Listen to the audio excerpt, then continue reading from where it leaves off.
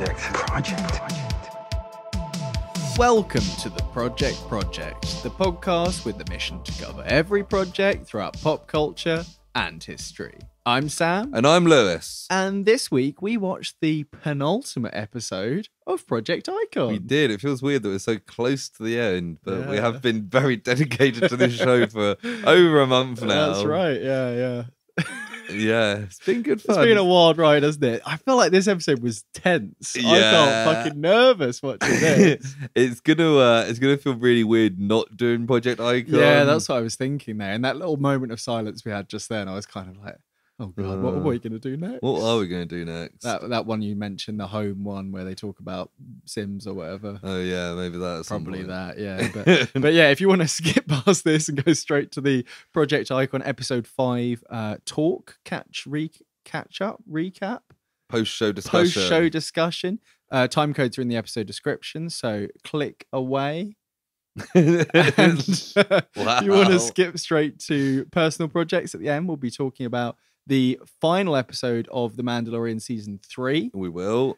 And a whole host of other stuff. Seems like we've both been pretty busy. Yeah. Busy boys. Yeah. But yeah, before that, how are you today, Lewis? Yeah, not bad. Skint. It's the week of payday and it's been an expensive month. Right. Tired as well. I went up to Wembley on Sunday to watch Brighton lose on penalties to Man United. But it was a fun day out. Yeah, got a few drinks in. Yes. As you kind of have to for these kind of things. Yeah, it was good fun, but very expensive. It's not what you need like right at the end of the month, is it? Yeah, exactly. Yeah. But yeah, it's good fun. I'm still feeling a little tired, but I've got a day off later this week, and we've got Bank Holiday Monday next week. So yeah, and another bank holiday the week after, haven't we? is it a week? Oh yeah, it is. the old King show. Yeah, that'll be fun. Maybe we could do an episode on the King. The King. Project King. The racist colonialist. But how are you today? Yeah, I'm all right. Yeah. It is it's a week. It's a week and it's going on, isn't it? Yeah, I'm exactly the same as you. I'm running out of the old cashola, but I'm hanging in there. There's a couple of bits just before we get to project news. I know we talked last week about the Harry Potter series that's coming. We did. There was news also about a Twilight series that's coming. Yeah. So there's no news about what exactly it's going to be covering, if it's going to be a spin-off, if it's going to be a reboot. But I know that the showrunner seemed to be someone who was quite good, and I'm slowly padding for time while I type. Imagine if the Twilight TV series turns out to be like incredible. Yeah, I mean, it may well do. So, so there's a couple of things there. So it's Sinead Daly, who's show running it. And Dirk Gently's Holistic Detective Agency was something that I quite liked. Yeah, I remember. And Raised by Wolves is a Ridley Scott produced thing, which was kind of it was very kind of Prometheus vibes, like weird planet. It fell apart and it got really weird, but it was a good fun time. So I've got a bit of faith in that. What do you reckon about Twilight TV series? I don't really care. Yeah, more or less than Harry Potter. Probably less, because I think I saw half of the first Twilight film and didn't want to do any more. I've seen some like reviews and like YouTube videos being like, this was funny, wasn't it? Yeah. And that's all you need to watch. Yeah, I remember a long time ago with an ex-girlfriend of mine who was really into Twilight, and she was trying to get me to watch Twilight, and I was trying to get her to watch Star Wars. So we were like, you know what, let's do each. So she was like, if you watch Twilight with me, I'll watch Star Wars with you. Yeah. She's still never seen Star Wars. Okay. There we go. As far as I know. Yeah, of course. The other thing I wanted to mention real quick, I sent a little clip link thing article to you. Godzilla X Kong: The New Empire. When did you send that? I think it was on Friday. You're probably busy. Oh, but no, it's they did they did a little teaser and they've announced it's coming soon. Nice. So it's same director as the last one. They're friends now, hence the X rather than the verses. Yep. And from the little teaser, it looks like it might be some sort of orangutan type thing that they're fighting. Cool, because they've done Ghidorah and they've done Mechagodzilla. Yes. Now they're kind of the two big ones. Yeah. So it'd be interesting to see where they take everything. Because obviously, if they're teaming up, it needs to be an even bigger threat. Yeah, in the teaser, it's a figure who, kind of looks like an orangutan type thing, sitting on a big throne with lots of kaiju skeletons, and the camera zooms King out. Louis from the Jungle Book? It pretty much looks like that. He's got glowing Godzilla eyes, so I guess he's got like the nice. Maybe it's a new power. kaiju. It may well be. It might be a case of that's the start of then half the film is another monster or whatever. Yeah, maybe. Dan Stevens is in it. I like Dan Stevens. I like Dan Stevens so too. That's good. Yeah. Did you like the last one, Godzilla vs Kong? I did like it. Yeah. It was good fun. It was good fun, wasn't it? The human side was a bit meh, but all the Godzilla and Kong stuff was great. I think they announced a couple of people returning, but I don't know if Millie Bobby Brown's in this one, which is fine. And it's the kid from Deadpool. And, yes, I don't know if he's been announced either. Hunt for the Wilder People. Yeah. He was all right. Yeah, he plays often a similar-ish character, although he's a bit different in Deadpool, to be fair. He's a bit more grumpy, isn't he? Yeah. But no, cool. some fun stuff coming up in the next 5 years, probably. Yeah, that will almost certainly be a silver screen project. Hell yeah. How much can we squeeze out of that one? Bit of Kaiju Club. We could do all like 30 Godzilla films in the build-up, and then I think there's like 6 or 7 King Kong films. That'll be... there's, even just in the new ones, it's 3. Skull Island. Yeah, so it'd be 4. Godzilla, Skull Island, Godzilla King of the Monsters, and then Godzilla versus Kong. Woo! So yeah, we're gonna have our hands full either way. That's good. That's good stuff. But yeah, that's all I had to go on about there. So what was the juicy old segment that starts us off then, Lewis? Oh, I think you mean this little one. Project news. And it was a little one today. Yep, it was. And we've only got one bit of news today, but it is something for future project planning, which is Kim Tae-gon's Project Silence to be shown at Cannes Film Festival.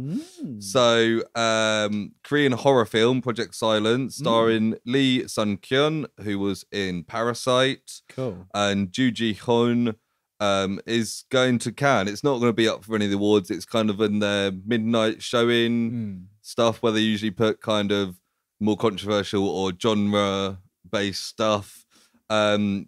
This is getting a showing, so Cannes is soon, I think, which means this film will probably be released later this year. But the film story follows people struggling to survive a series of crashes that shuts down Incheon Bridge, shrouded in thick fog. As if that situation was not bad enough, things get much worse for the film's protagonists when mutated military dogs are accidentally released from their transport vehicles and start preying on humans. Wow. So it sounds a little bit wolf hunting there. Yeah, but it would just be on a bridge, thick fog with these mutant dogs running around. Mad dogs running around. And it's some guy trying to get his daughter safe. Sounds great. That sounds fun. Sounds cool. That would certainly be something for us to do later in the year. Project Silence. Various big Korean actors in it that I'm not overly familiar with, apart from Lee, who's in Parasite. But yeah, this could be good fun. So we will probably watch that later in the year. Fantastic. Bit of planning, like you say. Exactly. But that's all I've got for Project News this week, which means we can go straight into episode 5 of Project Icon. Yeah. For those of you not familiar, who've come in on episode 5, having not watched the show or listening to our last 4 episodes, Project Icon is a music talent show created by Jason Derulo, in which he's picked 10 artists, handpicked, to become the world's next big pop star. But it's not just about the singing. They've also got to be able to do other things like making TikToks, doing music videos, performing collaborations and doing remixes of different songs. And now at this point, we're down to our final 4 contestants, the semi-finals. We at the start split up all 10 contestants between us. Yes, we have. Going into this, you had Mia and Nena left over, and I had Dylan and Barry left over. So it's still pretty even. Neck and neck, yeah. Yeah. And well, it's going to go one way or the other at the end of this, isn't it? yeah. I was thinking, actually, I listened back to the last episode and we kind of had a bit of a discussion about the stakes there. And we kind of left it on Jason was going to take one of us out to dinner. Yeah, he is. So I guess that's it. And if that can't happen, then maybe a $5. Yeah, whichever one's worth more. Although after this episode, I think maybe less than a $5. maybe like 50p is fair. Wow, I don't know what you mean by that. We should have settled this at the start. I tried to settle it when it was even Stevens yesterday.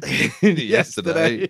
Last week. Feels like yesterday. No, we start off, we have a little recap, which I don't really remember before, but I never pay attention. It kind of, because the end of the last episode led into this one with Jordan North, the host, saying that they're going to be going to Radio 1, which is his home in London. Yeah, he lives there. He lives there, and doing an interview in a live lounge. Yeah. And I think the reason why I have that is because it kind of goes straight in, and they're in good old jolly old London town at the start of this episode, aren't they? Yeah, funny story about Jordan North, and I think I'm going to get the details wrong here. You know, I mentioned last week his podcast, how I sexted my boss or whatever. Yeah. He was telling a story.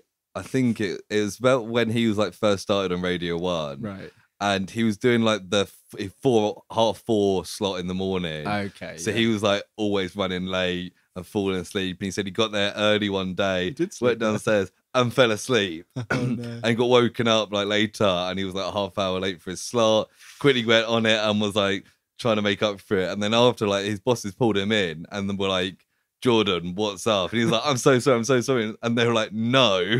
And they had security camera footage of him going in with his mate. He'd fallen asleep on the sofa and he was like, yeah, I'm sorry. But I think his friend was then in another room having sex with somebody. And they're like, what's this about? And he was like, oh, I thought I was in trouble for sleeping. But turns out that guy has done much worse. Hell. But yeah, funny story. I'm really coming round to Jordan. Yeah, North, I have to say. Yeah. And it's just a shame. Again, in this episode, we don't see masses of him, do we? No, we do see Jason Derulo talk to him for the first time, though. Don't remember that. And I was like, oh, he does know he exists. We get some funny bits here where we get a little bit of a contrast between Mia, who's like, I can't believe I'm in the semi-finals, and Barry's like, I'm definitely going to the final. Yeah, it's like, oh, that is their two personalities wrapped up. Yeah. And I feel like actually they're the kind of semi-fabricated drama in this episode, aren't they? Yeah, definitely. I feel like, although mostly through edits and stuff, kind of fabricated by one of them as well. But they're going to Radio 1. They're doing an interview on radio, and then they're doing a live lounge performance. Yeah. And they make a big deal about how big this is. They said this launched Harry Styles and Ed Sheeran. Yeah, and I was like, they say that. It may have helped, but yeah, I think I was watching it with Amy, and she said that Ed Sheeran's live lounge was one of the things that really put him on the map. But Harry Styles, I think, was doing all right after One Direction. Yeah, I think it was mainly One Direction that made him huge rather than live lounge. But Becky does make a point that, like, this is the best route into a career is getting onto Radio 1, getting onto their playlist, because that is such a big deal to get you on your playlist. I think it's now or later on, Frank tells a story about how an artist had signed a record deal. Their song didn't get onto the radio. Becky says that was her first record label. Dropped her because she wasn't on the playlist. So like, it is a big deal, and I see that because that's where people would hear you, particularly like pop chart music, because they call it like the #1 youth station in the UK. Which makes sense, really. But yeah, Jordan welcomes them all to Radio 1. Tells them they're going to be interviewed by Jack Saunders. Yeah, I wasn't familiar with him. No, but Jordan North says he's an up-and-comer at Radio 1, even though he's been here longer than me. Yeah, I'm like, oh. So you're saying you've just overtaken him a bit there, Jordan? Is that what you're saying? And we kind of get the question answered about... So last week we were wondering, is it going to be a live interview? But it turns out they're being interviewed and the judges are watching them. But it's not going anywhere, is it? No. But they don't know that. I think they think it's... They get nervous. Mia particularly is quite nervous because she thinks she's going to be judged for her personality. And I was like, of all the people in this, I think she's least got to be worried about that. 'Cause she's just she says that they obviously picked that bit intentionally. And she also says she gets hate when busking, which I don't understand. I think that's just generally people hate buskers quite a lot. Maybe, don't they? yeah, or maybe she's being quiet and people are like, fucking speak up. On the other side, Barry says he loves to talk, but he's worried about swearing or saying something inappropriate. And we did see a little clip at the end of the preview for this episode, and it seemed to imply that Neno was going to be in a bit of trouble because of the way they always do that. But it wasn't Neno. The fucking next time on this show. Always the next time off. At the end of this, you know, it's chaotic. I couldn't pick up anything from it, which is intentional, good. I guess. But... Yeah. So the judge is going to watch the interview, and Jason says he wants them to get their personality across, but also he wants them to be able to sell songs. Yeah, like people want to listen to this and be like, yeah, I'd listen to this person. And Dylan's on first. Yeah, Becky says like she thinks he's going to come across well. And there's a bit of the Jack Saunders is kind of baiting them a little bit with some questions. Like there's a couple of bits which are clearly, I mean, it's obviously intentionally written with the kind of pitfalls in mind. He asked Dylan whether he'd work with the other 3 semi-finalists. And he's like, yeah, of course. And he's like, I'd work with all of them. He's like, what if you had to put them in a hierarchy? He was like, well, it'd be me up, then then Barry. And it was like, wow, you didn't have to say that. You shouldn't be doing that. And it's also like that, Dylan does a nice little tease of like unreleased music because they obviously have a little bio, and Jack Saunders is like, says you're a bit of a rebel, but I don't really hear that in your music. Can you explain it, kind of thing? Yeah. And he's like, oh, you have to listen to it. And then the judges are like nodding away. Yeah, like, that's good selling. And then there's a question about like, what's your routine? Yeah, and then about like half an hour later, Dylan finishes explaining his daily routine. And it's like, at first I was like, oh yeah, it's quite charming but you nice. Almost need, it's like the talk show thing, you need a little anecdote or something, because that's what it wasn't an anecdote, it was just like his daily routine. And it was like, whilst Dylan is like a charismatic, charming guy, I don't care that he goes to the gym and has a smoothie every morning. And it's like, and of course I have my coffee. It's like, And Becky says that he's really drawn out that answer and like, it's not really engaging. But she empathizes and says she used to waffle a lot too, and she had to really cut that down.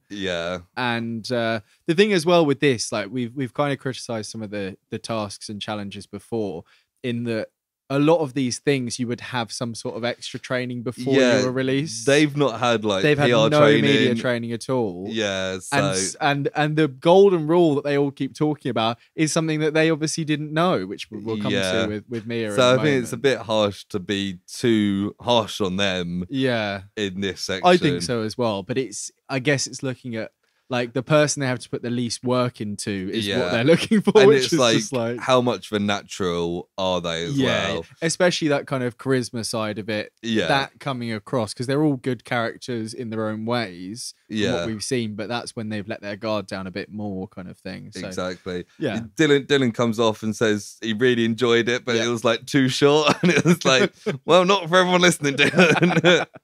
But the judges are like, they're not really sure about that. They're like, it wasn't terrible, but like we kind of wanted a bit more of him, you know, telling anecdotes and fun stuff and things. Next on is Barry, and Jack asks him like, oh, so like, are you feeling confident? And he's like, yeah, I'm gonna win. And it's like, I didn't expect anything else from Barry. And like, he's like, he just self-describes himself as a diva, which is good because we've been calling him a diva for 5 weeks now. There's a bit of self-awareness there, which is nice. And they kind of, Jack Saunders talks about like when Barry was 14 and being into musical theatre and stuff. And it's kind of like the little, oh no, cringy deep dive kind of thing. But I feel like he plays it off quite well. He doesn't delve too much into it. And Jack's like, do you think you're an icon? He's like, I've always been an icon.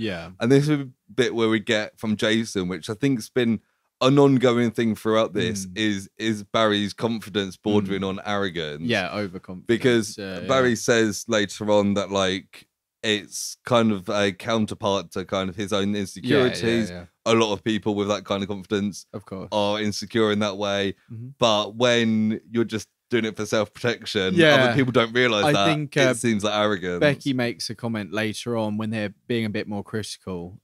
She says something along the lines of like, you need to kind of let people see a bit of the vulnerability so that they can empathize with you. Because if you seem like this perfectly confident person, then it's not as kind of man of the people, person of the people vibes. Yeah, exactly. Because you can be like on stage, absolute like rock legend, but you have to be like something that people can particularly see when themselves in. When you're breaking through, when you're once you've made it, you get loads of arrogant people because but when you're trying to get people on side to get big, you need to be. I mean, you see it a lot with like people like Lewis Capaldi, who like I feel like half the reason he's so popular is because he's just some bloke from Scotland.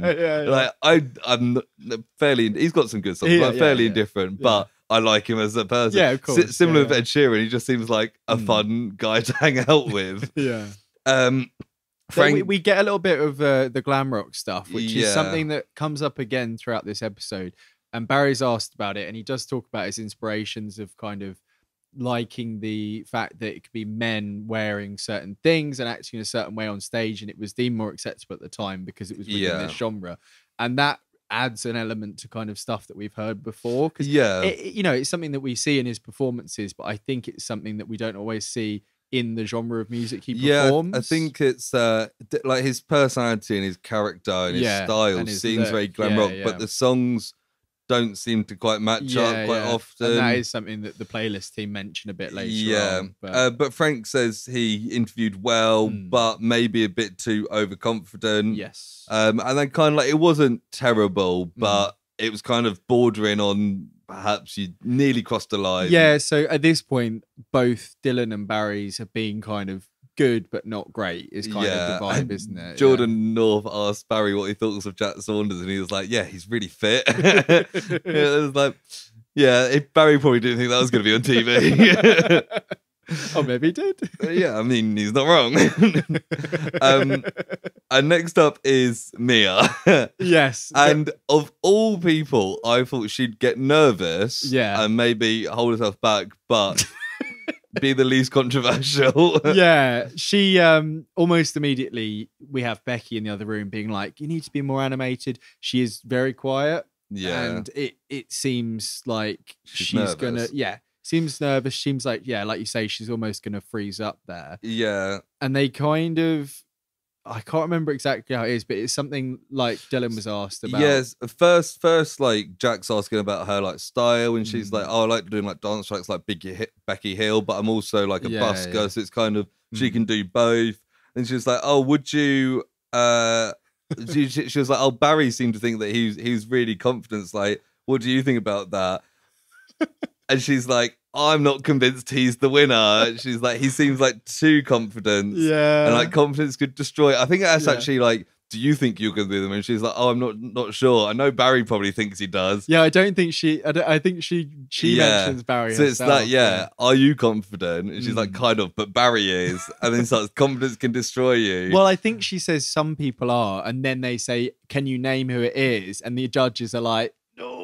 And she's like, Barry. And we're like, no. And then when she says this, Jason's like, what the fuck are you doing? They really react badly to it. And I see that, but also because we weren't primed for this thing, they're not primed for it media training wise. Like, I didn't think it, like, initially it was bad, but they latch onto that. At first I was like, oh, maybe you shouldn't say that. But I was also kind of like, they've been living together. It's probably, you could be seeing a bit of friendly banter between friends. But obviously, listeners won't know that. No, exactly. And Frank says, like, shitting on another artist could be career suicide. Because then people are like, why are you doing that? Jason talks about, like, cancel culture, and he's like, for a single sentence, it could be the end of your carear. So she should have been a bit more careful there. And then they kind of, she does say, like, Barry's, because Jack Saunders digs into it a bit more, and he was like, can you talk about it more?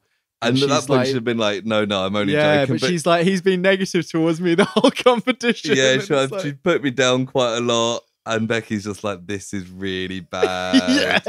Like, particularly when, like, I guess Barry did seem quite, like, confident. But, like, if people listen to Barry and been like, oh, this guy sounds great, and then they hear this, they'll just be like, what the fuck? Like, what what's her problem? Exactly.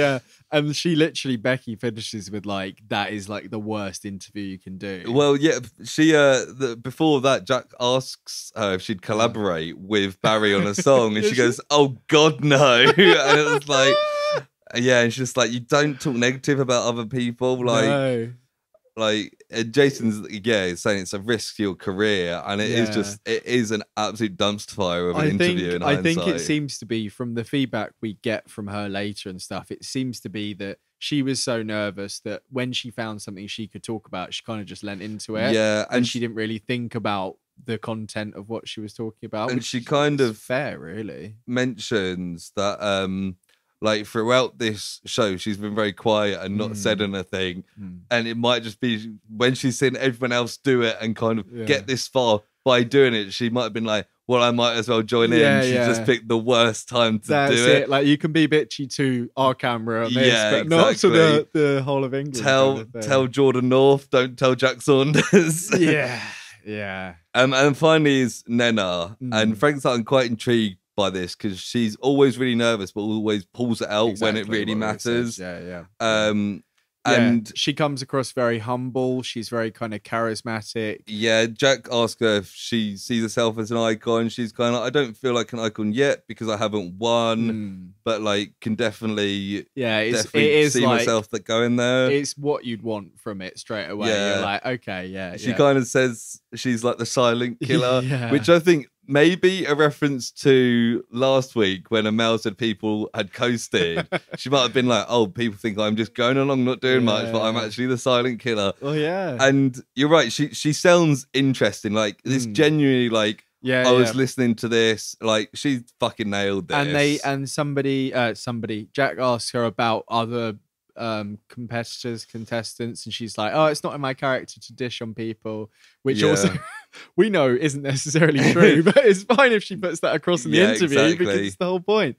And she says she went to Brit school, which is like a nice bit of background to her. Like, it's the perfect mix of talking about herself. She says like a general playing like a soulful girl from South London or whatever, and it's just like it's those little bits that add to it. And while the judges are listening, they're like, I wouldn't turn this off. Like it's those kind of things, something that the other contestants didn't do, saying that she's like a soulful like black girl from London. Listeners, if you've got like young black girls in London, they'll be like, oh, I can look up to her. Whereas none of the others really gave that option to listeners. They didn't show too much about who they were. I feel like the rest of them were only talking to Jack Saunders, and Nena was talking to Jack Saunders aware of the listeners, which is the smartest way to do it. The third set of ears in the room. Exactly. Frank says like, this is the most confident we've seen her. Becky praises it, and they're just like, she's knocked out of the park. And really she did. Good. She absolutely nailed it. And I was like, wow, Nena's gonna fly through this. Like, she's definitely up there. Then they go to the Radio 1 playlist team with Frank, where they're playing each of their songs. This point, me and Christina had a side conversation. So we were talking about the playlist team, the radio people, the producers they've had, the choreographers they've had, like all the outside people working with them. Not a single one of them is a woman. All the choreography people, all the producers, all the playlist people. I mean, the playlist, the fact that it's 4 middle-aged guys choosing the Radio 1 playlist is a bit dodgy. For a youth playlist, exactly. But and then like it was kind of throughout this show actually, Becky Hill's been the only woman in it. I think you might be right there. I don't know if it's this show or that's the music industry. It's also a case of, although it might be the BBC. It might be the BBC. Because everything's connected to them, isn't it? I was like, I had as a guy, I hadn't picked up on it. No, I'll admit I hadn't either. Christina was like, it's all men again. And I was like, oh shit, you're right. Like, it has just been men throughout this. I think, I don't know. I'm not going to make any excuses for it. It's probably the BBC. It might be because the music industry, in that sense, is more dominated by men, which is obviously a problem in itself. But But anyway, so they've got the playlist team. They're going to play them each one of their songs. And say, like, would you put this on the playlist? This is when Becky says she didn't make it on the playlist and got dropped. Right. And this is quite a good eye opener to actually, because this is what people will know them best for. Yeah, is and this. It's interesting as well because in this point here, we get Nena plays the same. The song Nena's chosen is the same one she did her music video of at the start. Her TikTok of at the start. Barry's is the same one. And I think Mia's is the same one, but Dylan has a different song that we haven't heard before. I don't think Mia's the one that she did at the start, but it's another one that she's done at some point. Okay, yeah. But yeah, Dylan seems to be a completely new one we haven't heard. I feel like Dylan's got the largest back catalogue. Might be the case, yeah. Probably because he's the oldest, but we've seen like he's done multiple music videos and stuff. He's spent time in studios before. I think he's got a wider range of stuff that he's written, whereas Mia's like 18. Yeah. Like she just doesn't have as much. But yeah, Nena's first. They play her song "Good Guy," and they're like straight away like we know what she's about. Yeah, she's clearly got potential, and they're like this could be like a lead track on One Extra or Future Soul. Yeah, and it was like and listening to it, I was like, this sounds like the song you'd hear on the radio. Like I'd agree with it. Completely accurate. Then with Dylan, it's Nice Day. Nice Day, yeah. I really like this song. I liked it, It sounded great. They say playful, catchy. One of the guys is like, it's under 3 minutes, which is great. Yeah. Mum's like, it's still playing in my head. And I was like, that's really good feedback as well. And they could hear it on the radio. So that's 2 out of 2 could be on the radio. And I was like, again, I could definitely hear this on the radio. Yeah. Not that I listen to the radio, but you know. But you can imagine. Yeah. Next one is Barry's Yellow Roses, which, as we said, we've heard before. And this was the one that was Nena did a cover. Yeah. And they say this is different to what they expected on the bio. Yeah. Because that goes on about his Punk kind of and glam. Yeah, his different influences. And then they hear the song and it's good. It's just not what they expected. Yes. And it's kind of something we've touched on before. That, there's a bit of a disconnect there. Yeah, and they say it's not quite radio ready. Not quite radio ready. And I think they say that whole disconnect needs to be kind of connected. Yeah, it's smoothed out a bit. They're like, he's got, we could see him being on the radio in the future, but maybe not this song. Yes. So that's Barry kind of a lower level than Nena and Dylan at this point. And then Mia, I can't remember the name of the song. Over You. Oh, Over You. No, that is, we've heard her play that a few times. Yeah, that's... And I think that may be the one that Dylan did the cover of as well. I think so, yeah. And they like it. They say it's a really busy genre, that kind of dance pop. They say like the commercial dance singer is clearly there, but there's lots of people going in for that genre. And I think they say the chorus needs a bit of work, so it's not necessarily radio ready. Yeah, they say it's one of the more radio ready songs, but the chorus needs like a punch to it, which is fine because like when you're in the studio with a producer, they'd probably say that, and then you tweak it, and then. And thinking about it now, from my memory of the song, I can kind of see what they mean in that. There are parts of it that are memorable, but I don't know if the chorus is the most... it seems to build up quite a lot, but the chorus isn't like jumping out at you. Yeah. But it doesn't take much. That's a song she recorded by herself, like as an 18-year-old. Exactly. If you had a producer and a manager, then that chorus would suddenly have a punch to it. So then they're going to the live lounge. So of those, they've got pretty good feedback on the songs. Probably Barry and Mia less so than Nena and Dylan. Yeah. Jordan North does a little story about a girl group, and he's like, "Are you all nervous?" Well, we had a girl group here recently, and one of them was sick over there because they were so nervous. And it's like, what? And I was thinking, like, what big girl groups have done Live Lounge recently? Like, who is I mean, we could find out, but there's it could be anywhere because we don't know when this was recorded. Yeah, and it looks kind of summery. I was thinking when it was something recorded. like Little Mix, but it could also be like Wet Leg. Yeah, like, or it could, it could be anything. I mean, if it's Live Lounge, they have. Do they have one a week? I don't know. I can't remember. Yeah, but yeah, they. But I just thought it was a bit of like a wind up to tell them that before. Yeah, good old Jordan. Yeah. But they're doing their own arrangement of an iconic song, which is generally what Live Lounge tends to be. Yeah. So like, it's a good practice for that. I know I used to have a couple of Live Lounge albums. Yeah, and the best I had the first one. Yeah, the best ones were always people doing like a completely different genre. Yeah, I used to really like the Arctic Monkeys "Girls Aloud" one because it was just like that. You could tell they're having fun. There's a couple of bits where they start laughing in the middle. there's an Enter Shikari one where they do like a dance song where which is like really good. Dylan's up first, looks really nervous, and he's doing Late Night Talking by Harry Styles. Yes. Which I'm not all too familiar with. I am not familiar with that song very much. But I was like, he sounds pretty good. Like, he sounds like he's getting into it. I could, like, if I heard this in a bunch of other live lounges, I wouldn't be able to pick out which one's done by the amateur. Yeah. Like, it sounds pretty good. Frank says it looked awkward. And I was like, well, it's good job people listen to it then. Yeah. I think it's because he's trying to do all these like arm movements and stuff to get into it because he hasn't got his guitar. And you know, Frank, the hater of guitars, now sees him without a guitar and he's like, he feels like he's missing something from his arms. Frank hates guitars. He hates guitars. Becky says it was good. Then Jason says it was okay. And then Frank says it was pretty bad. Yeah, Frank says, because they say with the awkward arm movements, Becky's like, well, at least he's trying something. And then Frank's like, if you don't know how to do it, don't try it. Yeah. And Frank says, like, he's got mediocre vocals. Yeah. I think he says bad. I'm pretty sure he says mediocre. Okay. But that's kind of like, the vocal isn't Dylan's thing. Like, but also, that's like, Mia and Nena's thing. But at the same time, like, we've said that in the past, but I think his vocals in this are almost the best we've seen of him, and they were genuinely very good. Let's say his vocals are good. Like, I mean, these guys are music industry moguls, so I guess maybe they can hear something we can't. It just makes me think again that Frank's already got in mind the type of person they want to win this. Yeah.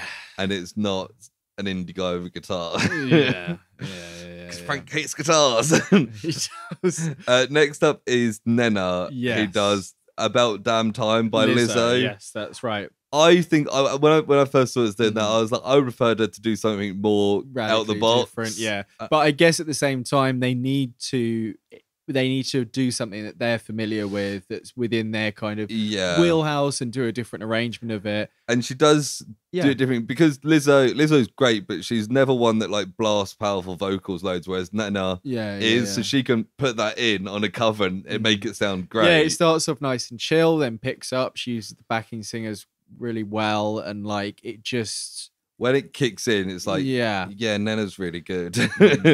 And Jason says he really likes when she covers popular songs, which I guess means that maybe he thinks she needs a bit more help songwriting, is kind of what he's backhandedly saying there. But he did say she smashed it. He's like, it's game over when she starts singing. So they do really like her. Becky agrees it's a great song choice as well. And she says Nena says she wants to go again. So she she fucking loved it. I was like, it was quite sweet. She was just like, it's like a little kid who's just like come off like a roller coaster. So it's like, go again. Yeah. I don't know if you mentioned it just then, because I kind of zoned out while I was looking at the Live Lounge Wikipedia page. But I didn't realize the judges were like behind glass just watching them. No. So they can see them. Yeah. They're like in the soundproof booth area. So there's a point.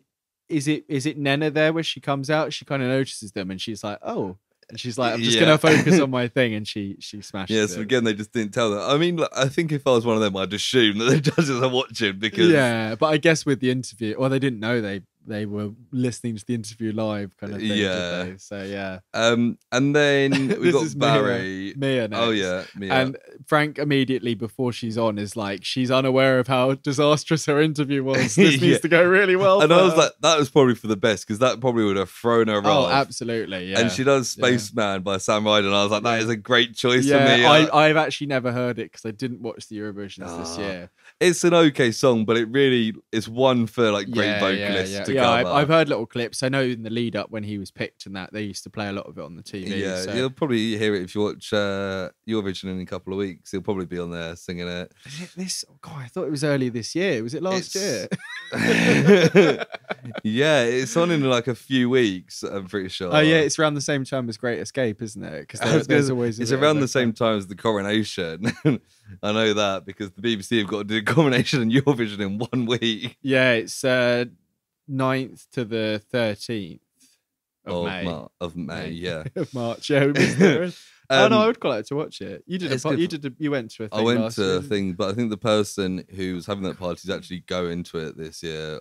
Fair. So I might have a Eurovision party. Cool. All right. But yeah, Mia nails the vocals. Yeah. of course, she's got a great voice. Yeah, and she shows it off again. It's got a nice like tempo change where they have a kind of like low stakes drum and bass kind of thing Yeah. come in, like a lo-fi. It's like that's thing. good because it adds to her genre as well. I really liked it. I thought it was very good. I thought it was very good. It was one of the better ones. And it kind of does it. Yeah, a couple of changes in tempo up and down a bit. She has a chance to show off her voice. I think Frank kind of questions the song choice, but he kind of says like she made it her own by the end. Yeah, he liked it once the drum and bass came in. It, yeah. Becky says it gave her goosebumps. And Becky, she's really glad she made it her own. And it's like, that is what Live Lounge is all about. Yeah. So she's taking a song that shows her off, but also it sounds more like Mia Kirkland than Sam Ryder, which is the entire point. Yes, they have Barry finishing it off. You said that so like Barry, like Frank. Because I was reading my note here where Frank's saying that he needs to see some mainstream potential or something like that. Yeah, he's like, I don't see it. And the whole time, Frank, I'm Frank. Is it this bit? His face throughout this is so funny because he just looks disgusted. And because Frank, he either knows exactly what he's talking about and we kind of don't know, we can't see what he's saying, or he likes very particular stuff and he doesn't like other stuff. Yeah, I like to think I'm not completely clueless. No. And Frank likes particular stuff. I think it must be that so Barry's doing Levitating by Dua Lipa. Great song, very popular. At the start, Jason loves it. And I was like, Barry's showing off his vocals. He sounds good. He kind of does a bit of talk singing at the start, which is a bit different to what we've seen. Yeah. And then he kind of comes in. He's got a funky backing going on. He sounds very powerful. It's very kind of emotive. I do feel like it kind of peters out a bit where the first half is better than the second half. Yeah, I think the arrangement that he's got kind of it kind of crowds him out a bit. It kind of just, the whole thing just kind of comes to an end. Yeah. And Frank looks disgusted and he's like, wow. Yeah, and Frank is just going like, why is he being so aggressive the whole time? Yeah, like, and then Jason was like, oh, that was bad. And I was like, oh, really? That kind of surprises me. And then Becky was like, it was really bad. Yeah. I hated what he did with his vocals. And Frank hates it. And then apparently he forgot some lyrics as well. And there's a bit where he kind of goes over it a little bit, but he deals with it better than people we've seen in the past. Yeah. And Jason says something like he's mad as hell. Yeah. And it was just like, I didn't think it was that bad. What they say in the feedback later is that he started at a place with his early vocals where to build on it kind of pushed him out of his comfortable range. I think that's what they say.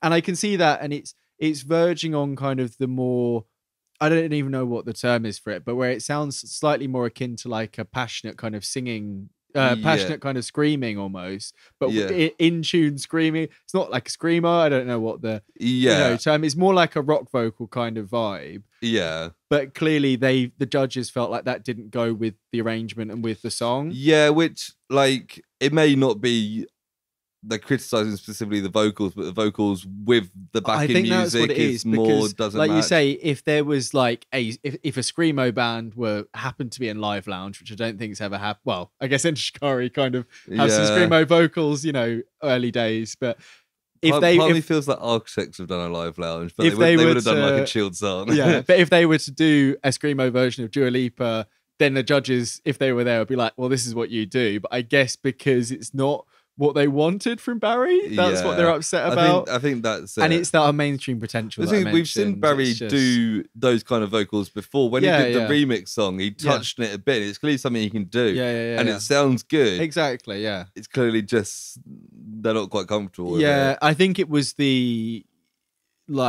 how it sounded against the other parts of the songs is what I was wondering. I don't know. We'd never really see how much of an input they have on the background arrangements, but they must have had quite a bit because like Mia put in the drum and bass bit and things like that.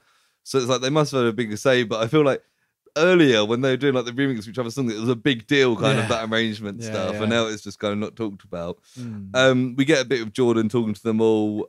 after, and Mia's like, Barry, you forgot the words. No, she's like, I feel really good. At least I didn't forget the words. Yeah. And Barry's like, yeah, Barry's like, I'm really annoyed with himself. And it shows a bit of Barry being, of Mia being like, Barry being at the bottom is the best thing for me. Yeah. And then we hear Frank's not feeling well. Yes. And he leaves. He's passed his feedback on. But he's giving his feedback. And I was like, well, it wouldn't be Project Icon if we had all 3 judges there for the whole show. And then they kind of talk about they talk to them about their different performances. And Dylan, they're like, your answers were too long-winded. Yes. We liked your song choice, but the performance was only okay. Yeah. Dylan mentions the environment in which he was performing, and it kind of comes across a little bit excusey to me. Yeah, it's similar to something that people have said in the past, where it's kind of like, oh yeah, there was a lot going on, and it was like blah blah. But the judges said earlier that it's like one of the most like acoustically tight places for vocals that you can get. Not what he's quite used to. Not what he's used to. I think maybe even up on stage in front of a crowd would have felt more comfortable. But yeah, I feel like it's one of those things. It's probably really hard when you've put your heart and soul into something to have someone be critical. But I also feel like when they're being judged, sometimes people shouldn't say anything back because it kind of comes across a little bit. Yeah, like, whatever you're gonna say, like they're the experts. It's just their choice, no matter what. They've already settled on their feedback. Exactly, you're not going to change their mind. Yeah.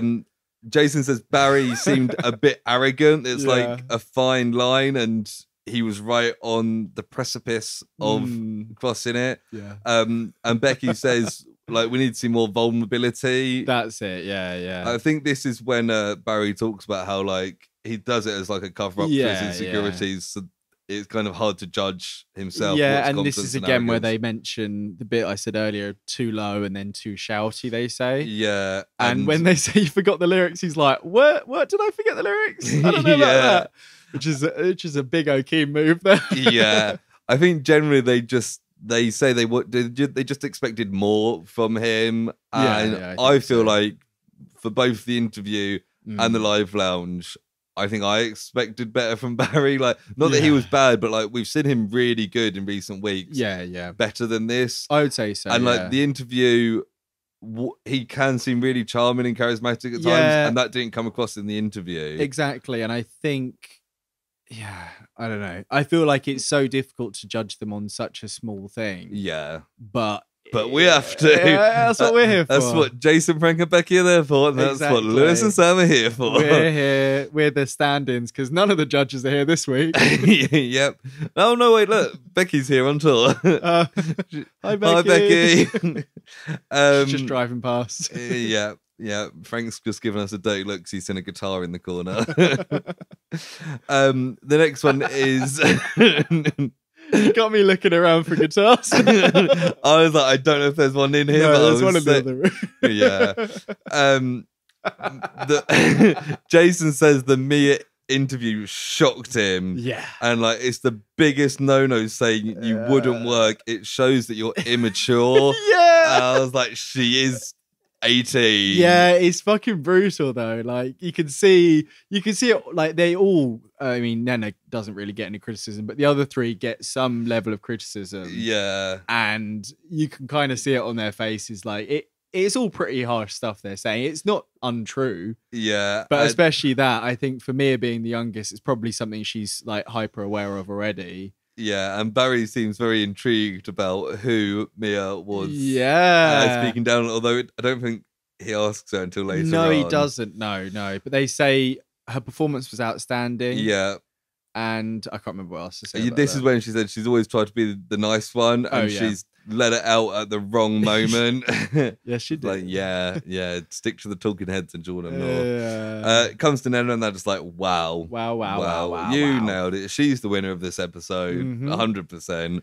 Yeah. The interview was interesting and fun. The live lounge was insane, as they say. Yeah, they do. And Nena's very happy with the feedback, as you can imagine. Yeah, and they're like, I mean, they're not wrong. Nena they don't.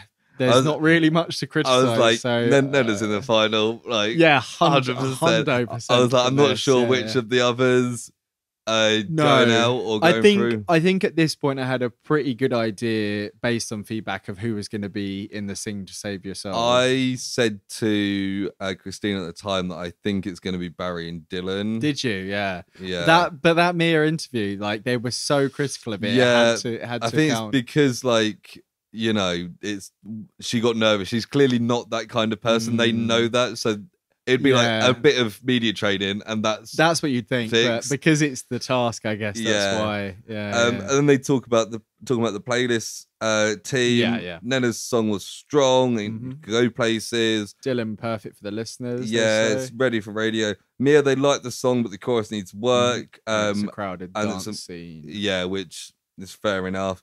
But that's also not really something that could be helped. I feel like it's something to highlight, but that shouldn't be necessarily held against her. Yeah, and like if you're gonna be one of the best, I mean, they shouldn't have picked her for the show if she was like. And like if she's gonna be one of the best, she needs to be one of the best dance acts, which means she's going to have to beat out these people. And if Becky Hill's like her, unofficial like mentor or whatever, then. Pretty good go. I suppose that she's competing against her, though, isn't she? That's the thing. Is it competing though? Like, I mean, she literally said in the interview, "I'm like Becky Hill," so maybe they could have a bit of collaboration. Can you imagine Becky just backstabs their last episode, fucking Red Wedding style? I've taken you this far to show you how far you can fall.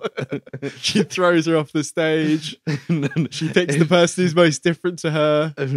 She brings back a Mel, throws Mia off, and goes. Barry sends his regards. No,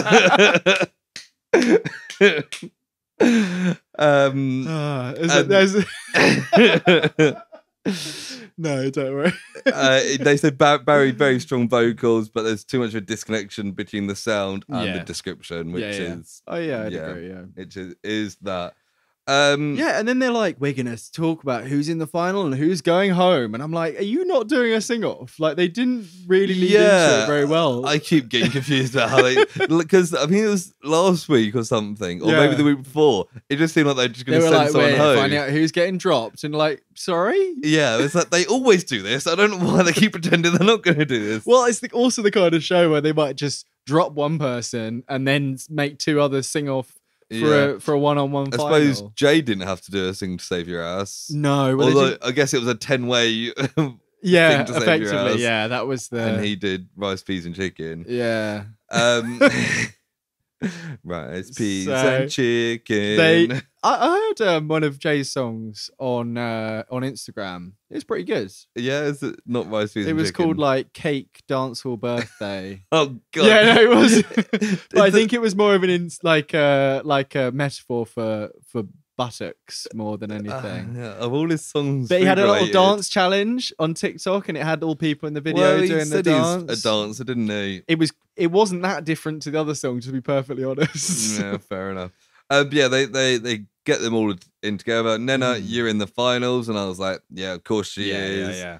Then they say they Barry. Fucking long this out, don't they? Yeah, I do. They go dun dun, and then just when they're about to say it, they go to like a talking head with Barry, and then go back to the beginning of the music, and I was like, bloody hell, just tell us. And they do it again later as well. Yeah, but Barry's in the bottom. Yes, and Mia, and they say, Dylan, you're in the final by the skin of your teeth. And it was like, Nena was head and shoulders with the rest of this episode. Yeah, Jason's like, you need to step up, pal. Yeah, so it's Barry and Mia in the bottom to Sing to Save Your Ass. And this is when Barry's like, oh, this is hard because I see Mia as a little sister. And I was like, that's definitely one-sided. Yeah.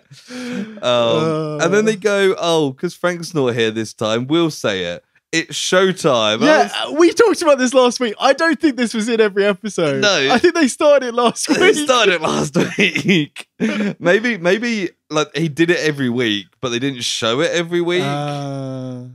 Maybe. I saw like a compilation of it, but it was just 2. And it was just the 2 from that week.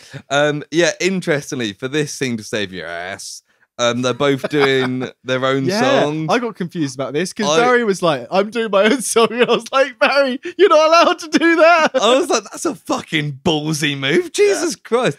I don't know if they just a cover of me. I don't know if they're just decided like agreed with that together, or if they were told to? I think it's probably because now they're at the point where it needs to be about them and what they can do and that kind of thing. Yeah, there's some artists who, if they'd made it this far, definitely would have been at this point. Like Akeem was great at covers. Yeah, that's true. But yeah, so he does his song 3 in 7. 3. Well, yeah, it's 3 and 7, but it came up as 3 and 7. I'm pretty sure. Did it? But... It's a weird fraction, Barry. What are you talking about there?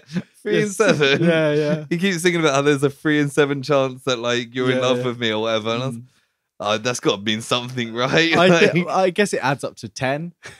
Yeah. No, I didn't think about that too much, to be honest. Yeah, I probably thought about it too much. I did think. I wasn't sure if it was, I'm not very good with maths, so I wasn't sure if it was the right way around. I was like, no, I think it is right. It's the right way around. Yeah. It was good. It was very passionate. Yeah, showed off his voice, which was showed off his voice, key. kind of a very kind of emotional ballad. It wasn't. It was kind of missing something for me, and I think as well. I feel like at this point, when people keep saying about the disconnect between the description and, you know, some of the onstage image and presence and the song, you'd kind of expect at this point to pull something a bit more glam rock, punk, rocky out of the bag. But it may be that that's more of a visual and onstage style than in the music necessarily. Is fair enough. Which is absolutely fine. But I think maybe somewhere he could have said like, oh, my music is based on this, but my style is more glam. Yeah. Like because...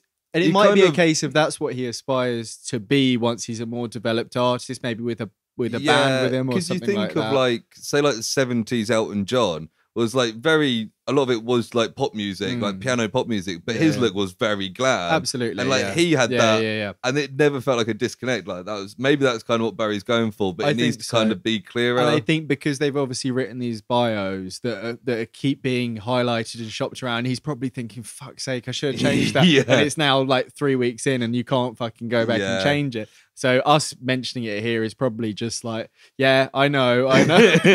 But it's the thing that they keep mentioning, and I can't kind of get past it. I thought it was a decent song, but it seemed short. I think they obviously didn't. I think they a never lot showed of them but they show us about 90 seconds. This one seemed to be cut particularly short. Becky doesn't look particularly convinced at the end of it, and I was like, oh, that doesn't look good. No. Not against her protege, Mia. Mini Becky. Mia does her song Heart on Fire. Yes, which she says is the first song she ever wrote, which I then thought, oh, that's not normally a good sign. Yeah, because we had that with Lily Joe in the first episode, and she was like, I don't know why I picked it, kind of thing. And it's like first song she ever wrote, maybe she was like 13, 14. Do you think that's the song to save your ass? Yeah, I mean, she might have written it when she was 17 and a half, you know? Yeah, maybe. She maybe did covers out. Jason says she needs the performance of her life to save her from that interview, essentially. And I was like, we know what Mia can do. Like, yeah, although that one time she stopped halfway through, wasn't great. But like, if it's the performance of her life, a couple of weeks ago, I said her thing to Save Your Ass was the best song we've heard on this show. Amy was listening to that when I came back from work, and she was like, "Lewis really liked this cover." It was really good. So I was like, if she needs to outdo that, she's in trouble. Jordan looks really nervous at the start of this. It's like one of the only times we see him, like in this half of the episode, and he's just there like, oh. And I said at the start, I felt fucking nervous throughout this whole bit. I was like, I think it's because at this point where it's like 4 people left, and like, I think all 4 of them are really good. Exactly. I like all 4 of them. Exactly. You kind of like, it's sad to see any of them in this position. And it's just like, but obviously Mia's got a great voice. Becky's like vibing to it. And I was like, yeah, of course she sounds great. She's hitting all the high notes. Great chorus. She hits the final. It's just and then Becky says, wow. And Frank is unsure of the it factor. And I think he's getting confused about the show X Factor. And he's confused because he's actually on Project Icon, not X Factor. It's also Jason, not Frank. Oh, I wrote Frank. Damn it. Okay, Jason's unsure. Frank gave him a quick text. Oh yeah, Frank's not even there. That's why he's unsure of the it factor. I think we get a talking head. We might get a talking head of him saying, "Oh, I'm not sure about this." Yeah. No, I'm more of a pop idol kind of guy. There we go. Yeah, he's like, I'm a huge fan of Gareth Gates. Gareth Gates was robbed in '02. I don't know what that means. What, in '02? Gareth Gates came second in Pop Idol in 2002, I think, to I think Will meant Young. like the O2 Arena. Oh, no. Was it SpongeBob? Yeah. Is this a thing? Gareth Gates is playing Squidward in the SpongeBob stage show somewhere around here this summer. That's weird. Me and Christine were talking about going to it because we were like, that's going to be fucking wild. Because I got an Instagram advert for the German version of it. I don't know what kind of algorithm I've got going there. I've got some German cookies in my basket there, but it was all in German, of course. And then, like 2 weeks after, you were like, Gareth Gates is... I have a distinct memory of Christmas when I was young once. It must have been about like 2003, 2004. And my sister got a Gareth Gates calendar for Christmas and cried because she loved Gareth Gates so much. That's cute. Yeah. I remember she always used to style my younger brother's hair in his style, his spikes, because she loved Gareth Gates. Maybe you should get her tickets for the SpongeBob musical. I did send it to her. I think she might be past that stage of her life now. She's not 16 anymore. She's now, married with 2 kids. People like revisiting their youth, don't they? Yeah. And this point is where Jason asked Jordan to take the contestants down, and I was like, oh my god, these 2 people do know each other. Wow. Yeah. And Becky's like, what the fuck do we do now? And Jason's like, they showed the fuck up. Yeah. At first I was really confused by my note thing, because I was like, Jason says they showed the fuck up. I was like, well, that doesn't make any sense. Fuck. They showed the fuck up. Yeah. Battle for the ages. And I was like, you may be overhyping it slightly. Mia says like, oh, we both did well. She's not sure which way. And Nena says, it was nice seeing them both perform. Do their own music as well. Yeah. I think Barry says something where he's almost like he'd rather leave than not have delivered kind of thing. So he feels like he kind of gave a good performance there. Yeah. I think that's what. And Mia and Barry have a nice little bit of banter for a bit. And I was like, that's good to see.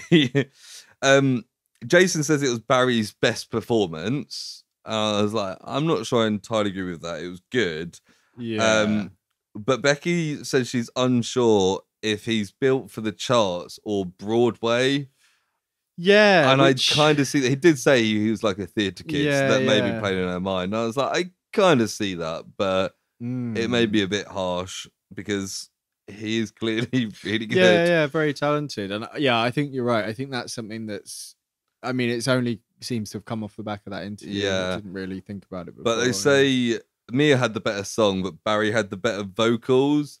I was like, that's interesting, because it's usually Mia that's hitting the ball out of the park for the vocals. I don't know if I'd necessarily agree with that either. No, they were doing very different things, so it's hard to tell. Yeah. But I didn't think it was so clear cut as they make it out to be the way. Jordan's then asking them in the green room if they believe they should have both been in the bottom. And Mia, what's this?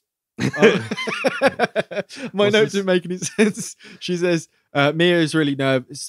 Basically, she's talking about the interview, and she says she was so nervous she just saw it as a bit of a general chat.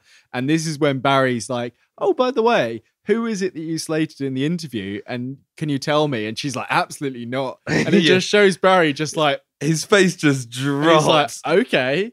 And it's like, and then you get talking ahead, and he's like, "Well, it's clearly someone in this room, isn't it?" He's like, "That's pretty shady." Yeah, like, it is. Yeah, but it's not the time to bring it up. Really. No, and they both said at this point that they think they would deserve to be in the bottom two because Nena and Dylan were good, particularly Nena. Yeah, and they know their interviews could have been better as well. Yeah. And then they pulled back to the judges. And they talk about the general stuff. Yeah, they go over all the same stuff we've said already. And have the dramatic long music. And this is the bit where just as they're about to announce it, I think they do another little cutaway. Yeah, and it's like, fuck's sake. Yeah. And then they go, the person who's dropped is Barry. And I was like, it's sad to see Barry go. Given the episode, I'm not surprised. Yeah, you can see it. But again, you could have seen it for I wouldn't have been surprised necessarily if Mia had gone based on the feedback to the interview as well, you know? I think after all the stuff, I think the only person I would have been shocked to see leave this episode would have been Nena. Yeah, exactly. I think Barry, Mia, and Dylan all could have gone. And if you counteract like the entire show, like all the episodes, it's pretty even between them. I'd say it's pretty even between all 4 of them across the show, but Nena in this episode was just extra. They just didn't have anything to criticize, did they? So, exactly. Yeah, Becky's they're always very nice, but Becky says Barry should be very proud. He's very kind of polite and grateful, which is always nice to see. He thanks them for the opportunity. They always are. They always are, yeah. Mia says like it feels ridiculous that she's in the final. She's kind of like, this is all like so much. We get like a nice bit where they're kind of Barry's standing outside and he's like, I'm leaving a better person. I'm very proud of myself. You can kind of see the emotion there after he stepped out of the room. Mia comes running out and she's like, Barry, I've got something to tell you. And he's like, what? And he's like, it was you, the person I said I wouldn't collaborate with. And he was like, why? And she was like, it's just like different personalities and stuff, and they kind of, he seems to quickly forgive her. It's just seen as a bit of a, it makes it seem like it was worded poorly. I think so, yeah, because they do have contrasting personalities and contrasting styles, and the collaboration may not work anyway. I think it seems like he appreciates her coming out to both say goodbye and also to tell the truth there. And once he knows what it is, he's kind of just like, whatever. Like, he doesn't seem to. It's also like, it's not the time to start having an argument with someone. Most people would. He's like, I've just been like dropped from this show. Like, that is the last of my worries. Exactly. But she goes back and they have a quick talk. Nena's feeling super confident because she nailed this episode. And Dylan and Mia are both like, oh, we're actually in the final. And that's it. We get the next time. All I've written down is a lot going on. It seems like they're definitely performing in front of a crowd, which we've not seen the whole time, which is kind of crazy that they've not done an actual live, on stage performance in front of a crowd. Getting into the makes sense. Now. So I don't know. I imagine they'll all probably just do a version of one of their songs. I feel like there should be a little twist. There normally is, but who knows, really. I feel like maybe don't have a twist, just see what they can do on stage in front of a crowd. See what they do. Maybe get the crowd's feedback or whatever, maybe. I know so far it's been purely based on the judges. They show the next time and it's Jason Derulo on stage going, and the winner of Project Icon is, and you're saying this to a bunch of people who have no idea who these people are. Like, true. If this was filmed like today, maybe like you get people, two ugly boys in the basement who'd be there. We'd 100% be there. Maybe we should be made extra judges and 5 people could judge the final. I think that would be well, Jason, when we're all going out to dinner next week. Well, I'm not going if it depends who wins. All right. Well, I thought that was our sweepstakes thing. I think that's what you were going for. It was, but you're throwing your team under the bus there a bit, Lewis. We'll get to that in a moment. But when one of us is at dinner, we can pitch the idea of the PP squad joining the judges for at least the guest thing. I think we could do Ollie Alexander. We could do, or when Becky's on tour and Frank's feeling ill, we can step in. Yeah, there's room for 2, and we can be like a joint. We can sit on the same chair, and our challenge can be like do a podcast interview. Yeah, I think that'd be quite similar to the radio one, but we'll think of something. Yeah, you need to watch Project Blue Earth SOS and talk about it for 45 minutes. Exactly. And then let's see how happy you are. But yeah, talking on the sweepstake, Barry was one of mine, meaning I'm just left with Dylan, whereas you've got Mia and Nena. Yes. I think at this point, Nena is the clear front runner. Yeah. I think Nena's going to win this. Okay. I mean, based off this episode, I can see that. And the fact she's never been in the bottom, she's been, I won't say coasting, but she's been consistently good throughout. She's been sliding right down the middle there. Whereas Mia and Dylan have both had their ups and downs. Yeah. Dylan won't win because he plays guitar. And Frank hates guitars. And I think that that riff started as Jason hates guitars, and then you changed it to Frank hates guitars. Maybe, but it works better as Frank hates guitars. Well, we'll ask Jason when. Of course. We'll say, Jason, do either you or Frank hate guitars? And he'll turn around and be like, yeah, Frank hates guitars. Frank hates guitars. Yeah. I think Nena's the front runner. It's hers to lose. I think Dylan is the outsider of the remaining three. Mia, I could see her winning that. Last week, I was on the Mia hype train. Yeah. This week, maybe she's not got the self-confidence that they're looking for. Having said that, like, I mean, we haven't seen, like I said, any of them perform in front of a crowd. I know some of them have, and some of them have, their own gigging experience. One thing about Nena is that she always steps up when it's needed, so I don't doubt she'll be able to knock it out of the park. It's true. Yeah. Oh yeah, I'm really interested to see. I think I mostly agree with you there. I don't know if I feel so strongly Camp Nena, because I feel like I haven't felt that way the whole way through. Yeah. But I think based on this episode, I can see what you mean. I think overall, I know that age is often seen as like a negative factor in this competition, the younger person being more immature, but also they've got more room to grow, and they can mold them into. Agree. So I think that part of Mia being so young compared to some of the others, 10 years younger than I think Nena was 28 maybe. Yeah. So 10 years younger, like that might be something that appeals to the music industry as well. Yeah. So there's so much in it. It could go. It really depends. Any three of them. If all it is, I say all it is, if the only task next episode is to do like a smashing performance, maybe even a couple of songs rather than just the one. Yeah.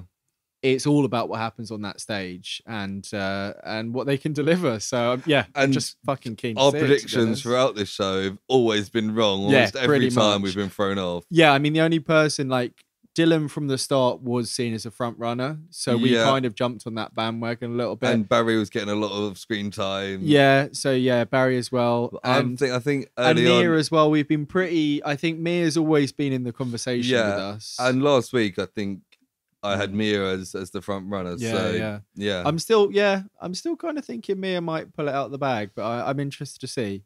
Yeah. All right, cool. So what did you think of the episode overall? I think this was one of the better episodes. Yeah. I think because there was essentially 3 challenges. There was the interview, the playlist, and the live lounge.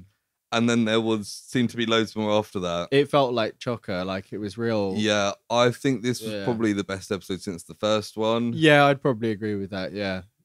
Even though I've rated them wildly and consistently throughout, but I think I'm going to give this an 8. I was going to follow suit. Yeah, I'm going to 8 as well. Cool, excellent. So that is Project Icon episode 5. Yes. Next time we do this, it'll be the final episode.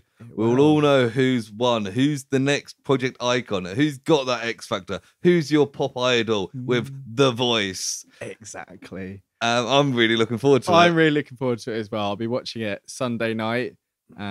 It comes on iPlayer a little bit early, which is weird. Yeah. But yeah, if you do leave us at this point, if you don't care about Star Wars TV shows or various films we've been watching, then thank you very much for spending an hour or so of your time listening to us. Yeah, it's a pleasure. Make sure you come back next week, and we'll see you next time. Yes, for those sticking with us, I like you guys, because now it's time for Personal Projects. This time it's personal projects. So, Sam, what have you been watching, reading, doing, or playing? I have been watching lots and lots of films. Oh, nice. Yeah. So I've been watching... I watched 3,000 Years of Longing. Have you heard of it? Okay. No. It's directed by George Miller, who you may know from Mad Max. Yes. Most notably. I think maybe his most recent film before this might have been Fury Road, but I may be wrong. I feel like I haven't heard about him for a while, so it could be. I know he also did, what's that penguin one called? Happy Feet. Happy Feet, yeah. Yeah, he did. I've got it here. He did Happy Feet and Happy Feet 2, which is wild. He also apparently did Babe, Pig in the City. Yeah, he did. So that's fun. And he did Babe, of course. Babe, great film. I've been talking about Babe a lot recently. I really need to rewatch Babe. It's a great film. The 3,000 Years of Longing is It's about genies, basically. So Genies. it's Tilda Swinton. She's like Makes sense. she's not a genie, actually. What? She's like what? She's some sort of professory, scholarly type. Oh, yeah, that also makes sense. She's doing her northern accent. She does sometimes. Cool. She's on a trip to Istanbul. Nice. And I think it's Istanbul. I may be completely wrong there. And she goes to a market stall. She gets a little glass jar and she cleans it with her electric toothbrush. And a big genie comes out, and it's Idris Elba, and he's a big genie. Oh, nice. And a lot of the film is in this hotel room, and he's telling her about the different experiences he's had over his 3,000 years of existence, going back to 3,000 years ago with Aladdin. Yeah, that kind of thing. It's kind of like different stories that are set at different points of history, and they're all they've got different kind of like lessons that he learned from them and that sort of thing. Right. And he's trying to convince her to make the 3 wishes so that she can, live a better life, but also so that he can be free. And she's like, I'm an expert in like folklore, and I know that there's always like a twist to it, so she doesn't want to make the wishes. Yeah. And it's kind of like their relationship throughout these stories that he's telling her. It's quite fun. It's got some really interesting visuals. Like the first story that's told has got all these kind of weird creatures in this like court in wherever it's set. And it's like very kind of in a world where there used to be these creatures which she knows loads about, but they've been relegated to like fairy tales. And did somebody wish them away? I don't really know. It doesn't really explain. It's kind of like one of those worlds where magic kind of just disappeared slowly because no one was paying attention. But there's bits where like his little bottle like gets thrown in the sea, and then he's in the sea for like 2,000 years and that sort of thing. And it's like, and it is quite interesting. It kind of crawls along to a bit of a weird conclusion, really. And I feel like I never looked it up. It feels like it's based on like a book that maybe was adapted a little bit strangely, but it's an interesting film. It's on something because I watched it on streaming, so I think it might be on Prime potentially. Okay, it's a fine film, but it wasn't anything to shout about. Yeah, there's some interesting kind of moments where it talks about like humans' pursuit of knowledge and like exploration, and how like we're in an age where you can't really do that anymore. And there's lots of things about like knowledge, and it has some interesting themes, but I feel like it's more interesting when it's doing these stories than when it's doing the stuff in the present day, which it's the kind of thing that falls apart in these films. But yeah, it was pretty fun. It's like a kind of 3-star film, I'd reckon. Cool. Yeah. Fair enough. 3 stars out of 5. Out of 5, yes. Okay, fair enough. What have you been watching? Similarly, probably, I watched 2009's Year One with Jack Black and Michael Cera. You know what? I watched the first half of that recently. I have seen it before. I had never seen it before. That does hit a lot of the same, And I mean, it's kind of a weird film. Like, it's quite funny. It's that kind of era. And I thought it was really weird. It's confusing when it's set though. Well, because it does the Bible essentially, doesn't it? Because they're like cavemen that live in a forest, but then they go out and there's just civilization it's like there. Cain and Abel and Abraham. I like Isaac. the Cain and Abel stuff. That's quite fun. David Cross and Paul Rudd. Yeah. And then it's like Roman stuff, and then they get to like Sodom, and then they just spend the last hour of the film in Sodom, and I was kind of hoping for them to keep going. Yeah. And it was kind of like it was okay. There's some silly jokes in there, and I was like, I think I watched it like a hungover Saturday, and it was like it's definitely that kind of film. I was like, that was right. But the main thing I watched also on Saturday did a back-to-back of Infinity War and Endgame. You did? Okay, because I was speaking about that last week and I still haven't got round to it. Yeah, me and Christina were like looking for something to watch. And it's like, should we watch Infinity War? And then obviously we watch Endgame after. Partly because we've been watching the Guardians films for the Silver Screen Project. Although we're not covering these, they feature the Guardians of the Galaxy. So watch them, and they're great. And there's lots of moments as we were watching them with being like, God, do you remember how big like this was? Or, it was mad at the time. Yeah, and just like certain things, just like Cap and Mjolnir, obviously is a big one. And when we were watching Endgame, it was like 10 minutes in or something, and they lob off of Thanos' head. Yeah, and I remember being in cinema being like, what the fuck? All theories have gone out the window. Yeah. No Ant-Man jumping up his butt, as was a prevailing thing at the time. But I was like, I remember in cinema just being like, I have no idea where we go from here. No, it was a real roller and then it's fucking time travel, and it was like, wow, this film is wild. It is wild. I'll watch it again soon. I think probably before Guardians 3 comes out. So I've got about a week to watch it. Yeah, they're both really good films, and it's like Anything you particularly noticed going back to them? Not overly. Like it's just you've seen them since as well. Yeah, I've watched them both a couple of times since probably Infinity War once or twice more. Yeah, but yeah, they're just, and it's kind of like, oh yeah, this was the standard, and this is why Marvel films don't feel the same right now, because that was such a high standard. Yeah, because I remember working, I think it was Endgame, or maybe even for both. I was working in an office at the time, and there was people who were going to see it and who were talking about it in the office who hadn't been into it like a couple of years before, and they'd been picked up with that kind of snowball effect, that it was everywhere and it was like this big thing and it was like this cinematic event, really, wasn't it? And it's just, you're absolutely right. It hasn't got anywhere near that since, unfortunately. It's kind of mind blowing what it was, but so I watched that. What else have you been on? Yeah, well, I watched something that we've spoken about on the pod this year, and we both admitted that we hadn't seen it. And that is Train to Busan. Wow. Yeah. Oh, when did that come up? That was 2016. Okay. That Project News I spoke about earlier, where they're talking about the Korean film being at Cannes. Apparently, Train to Busan was shown at the same time. Yes, same slot. Yeah. Yeah, but is it good? I've heard it's good. Has been said many times. I'd heard a lot about it, and I think my standards were set a little bit high. It's a fun film. The setting's really good. It's on like effectively like a bullet train. Effectively, it's not going quite as fast as a bullet train, but it's like a long distance train. There's some interesting characters that are on their own little missions there. They've got their own reasons to go to Busan or wherever they're going along the way. And the way that the outbreak happens is very kind of on TV, and like stuff happening in the background.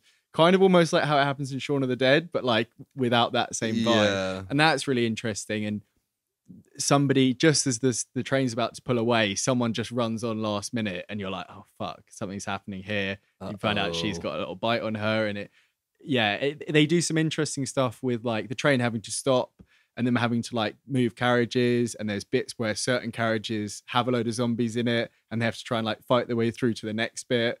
And It's all very claustrophobic. There's some creative stuff. Is it all on the train then? Pretty much. There's a couple of bits where they leave to try and get out of a station, and then pretty quickly have to go back onto the train because it's the better option. And they do change trains at one point and that sort of thing. But I feel like despite all that, like it almost veers into like the World War Z sillier territory of like, there's a couple of bits. They don't do the ant thing of piling up on each other, but because they're fast zombies, when there is a big crowd, they are kind of all squishing together, and it kind of felt a little bit silly to me. Right, okay. Which is a bit of a shame, because like the other thing that annoyed me is like a lot of the characters are really, really fucking dumb. But I think that's kind of the point, that they're the stupid people in a horror movie who are like either like not letting our heroes do the thing they want to do because people do stupid stuff in like a tense situation.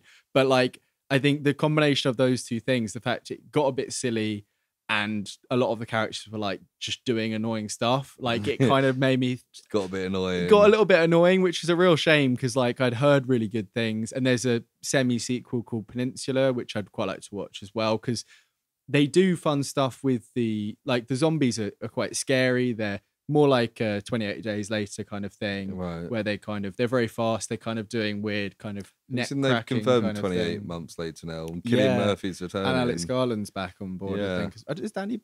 Did Danny Boyle do he did the first one, didn't he? Yeah, I think he did. But yeah, no, that's interesting. But I'd like to see that. That could be a silver screen project. So it will be. I don't think I've ever seen 28 Weeks Later. It's pretty good. What's he called? Jeremy Renner. He's in it, I think. Is he? I think he might be, yeah. It's pretty good. It's not as good as the first one. Yeah. And there's some bits like ooh. It's like, oh, they solved it all. Oh no, then zombies happen again. It's that kind of thing. No, I don't think it's that. I think it's like, because it's like isolated to the UK, they've kind of got to a point where they're all like barricaded and living with it. But that's still... what I mean. Yeah, so they're kind of like, it's like certain areas are like sealed off. Yeah, I think a lot of zombies get in the areas. I think a lot of it's set on like an army barracks where they've obviously built up their defenses. Yeah. And that's got someone big, but yeah. Well, but yeah. Cool. I did watch another film. I watched another train-themed film, actually. Oh, yeah? Is it Bullet Train? It was Bullet Train, yeah. I watched Bullet Train with Bradley Pitt and a host of other people in it. Yeah. Aaron Taylor Johnson's in it. All sorts of people. Is that good? Because it looked quite intriguing from the trailers. It's okay. It's quite fun. It's quite kind of stylish. It's lots of kind of wacky hitmen characters that all end up on the same train, and it's like, how much of this is intentional, what's going on. There's a bit of like flashbacks to people's how they're connected, how they didn't realize they were connected. I feel like it feels like it's building to something that doesn't quite happen, but there's some fun little fights. It's nowhere near on the same kind of vibe as like John Wick in terms of like everyone's a little bit more realistically incompetent than they would be. Like that's kind of nice. It's quite fun, and like Brad Pitt's character he's within this world of kind of assassins, but he's like a snatch and grab guy. So he goes and gets like a briefcase and he gets out kind of thing, and he doesn't really want to kill people. Yeah. And he like leaves his gun in the locker at the start, and he's like, I don't want to do any guns. He's like into like bettering himself, and he keeps spouting these like self-help things to people. And he's very charismatic, as Brad Pitt pretty much always is.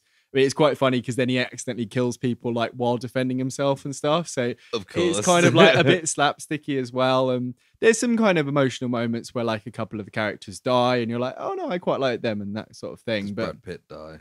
But he's the main guy, so he probably doesn't die. But, the reveal of like the bad guy, I was like, oh, it's that guy. Like, it's not like it's a surprise character, but the actor that was playing this like Russian guy, I was like, bit weird.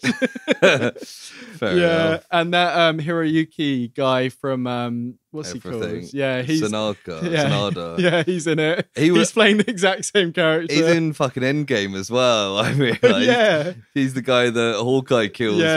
Jeremy Renner again. There we go. Yeah. Did you see?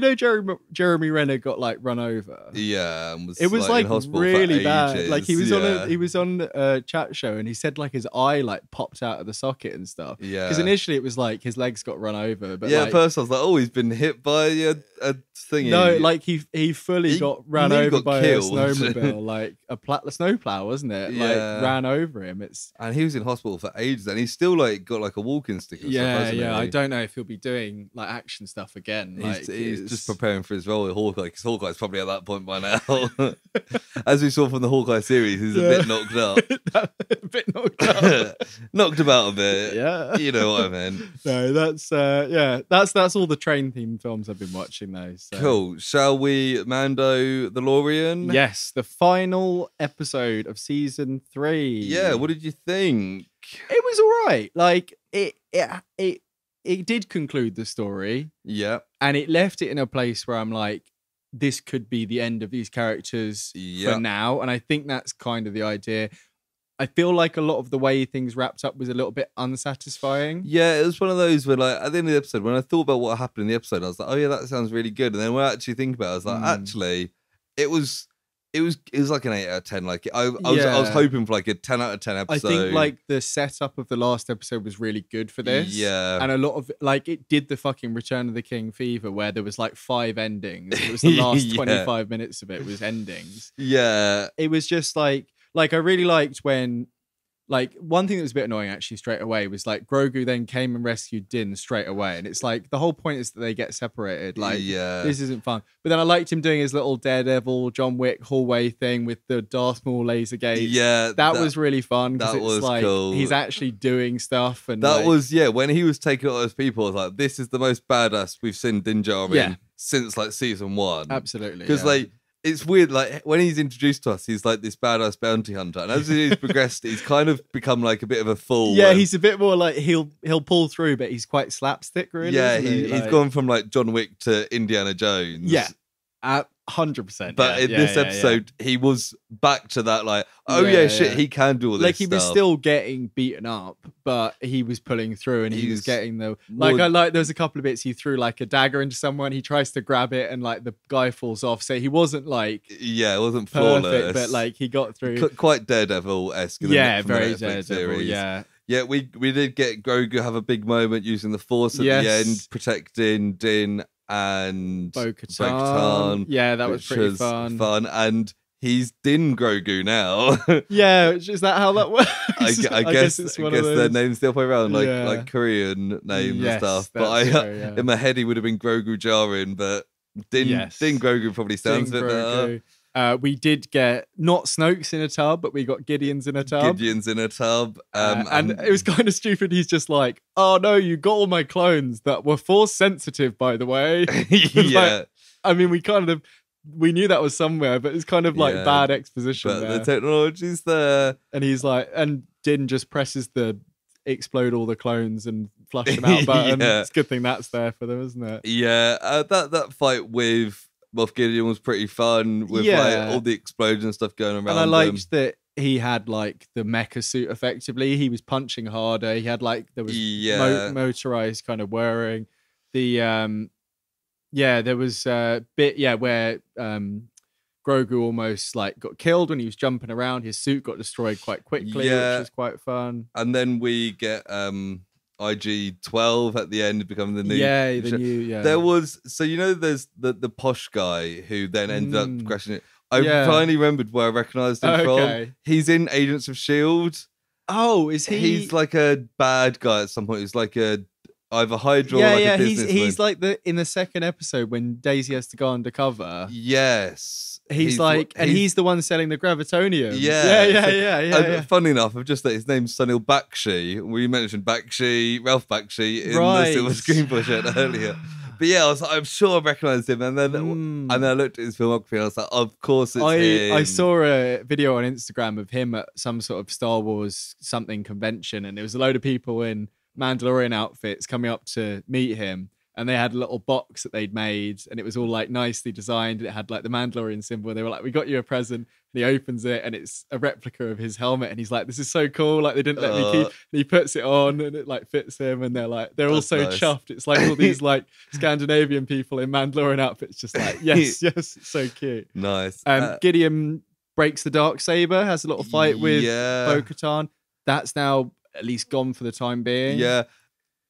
Cool. Whatever. It was kind of dumb how they were just passing it between each other anyway. I guess it's like, we can start our new Mandalorian society now, which they do. They light the forge on Mandalore. Yes. And Grogu has a bit of a Force moment with the mythosaur under the water. Yeah. So maybe Grogu is the chosen one or whatever. Right, and he gets adopted. That's why he's Din Grogu, so he can now say the words and become a proper. Even though he can't say the words, it was like if your dad says you can do it, then you're allowed to. So that means he will. What are they called? Foundling. Well, he goes from foundling to apprentice. They said. So he now can effectively get an outfit. Yeah, so get himself a helmet somewhere in between. Yeah. If we have a season 4, part of me feels like we might just see like an older Grogu. I think who's Mandalorian Jedi. Yeah, I think based on how they ended this, where they were kind of just on their little ranch together, I think they'll let the characters breathe for a bit. I saw a TikTok actually talking about how that species age. So like he's like 50 now, Grogu. And there's a clip in, I think it's Empire Strikes Back, where Yoda says he's 900 and he's been a Jedi Master for 800 years. So he was at Jedi Master at age 100. So in the next 50 years, Grogu's going to grow up quite a lot. Like, so obviously their species might age differently to us. They might 50 years of an infant, and then the next 50 years they go to like a 40-year-old man. So the next time we see him, if it's in 20 years, 70's probably around the time that Yoda joined the Jedi, so we could see him. So if there's anything that... I say join, become a master. Because if we're... when's it set? Let me just quickly look it up.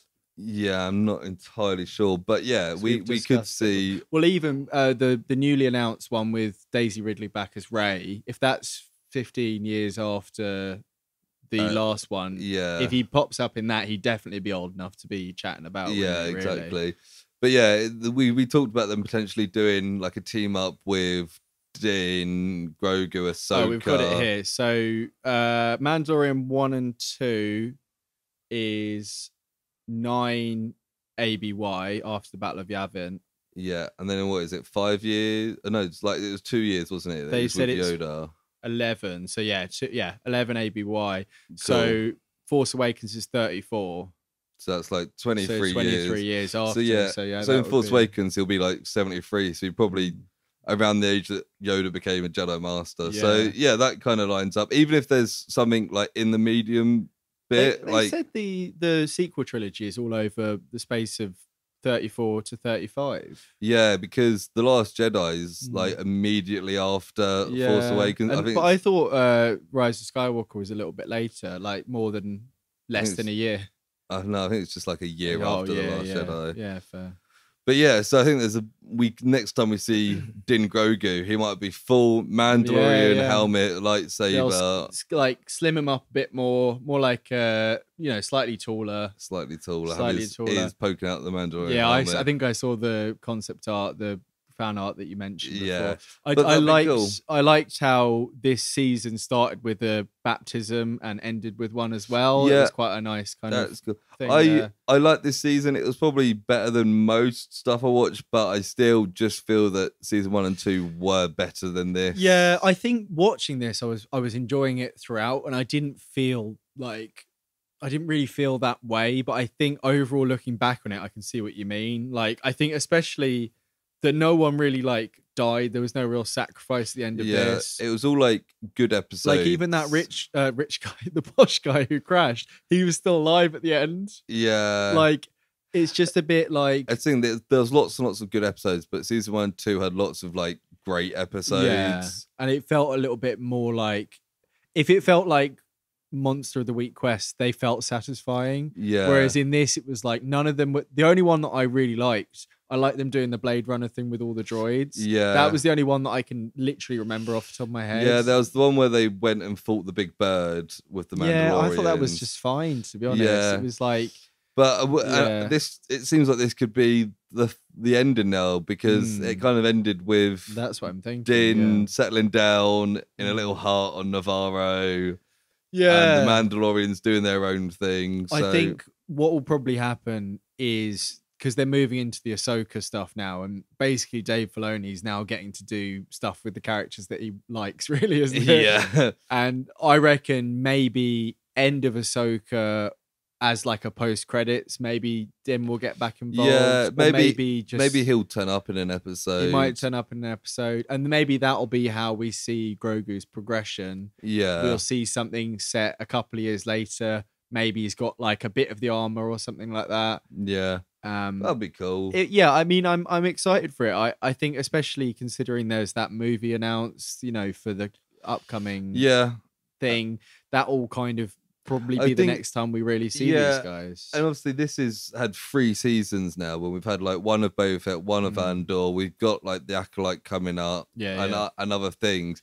It might be, if they made a couple more seasons of this, we might be like, oh, they should have ended it in season 3. I kind of don't really need to see any more. I want to see where these characters go, but I don't want to see another season that's like this. Yeah, I think I agree. Like, I want to see them, but they can pop up in other things. The only thing, I feel like the Moff Gideon stuff was a little bit unresolved, and I've seen people say online, which is so like, obviously the Fat clones are involved. It's immediately a bit of like, well, what happened there? Is he still around? Is there DNA out there? People are saying that he always had a mustache, and that version of him didn't have a mustache.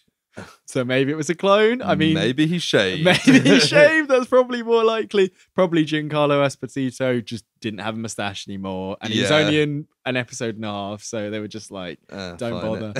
But I mean, the clone thing is obviously leading to more Snoke, and then you know the Emperor as well. But it could be a case that if they want to bring that character back, they can just say that wasn't the real one and he was around the corner or whatever. Yeah. So, but either way, it was pretty fun though, wasn't it? Yeah, I still enjoy it. It's a good show. I'm quite excited to start watching something else weekly instead, though. To be honest, yeah, I think I'm ready now. There's probably, I don't know what is it, Ahsoka next. Ahsoka's like August, I think. I keep seeing it pop on Disney Plus, like coming soon. It might be the next Star Wars thing.